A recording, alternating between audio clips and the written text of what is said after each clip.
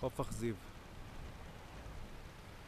רצועת החוף הפראית האחרונה שנשארה לנו. מנהריה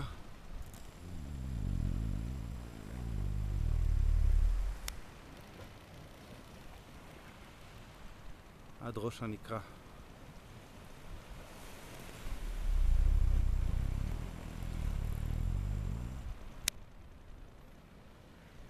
זו הלגונה.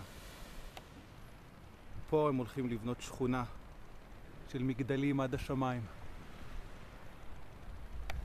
למה? למה החוף צריך להיות שייך רק לבעלי הממון? החוף הוא של כולנו. בט"ו באב כולנו מזדהים עם הטבע המקסים ומכריזים על חוף אכזיב כגן לאומי.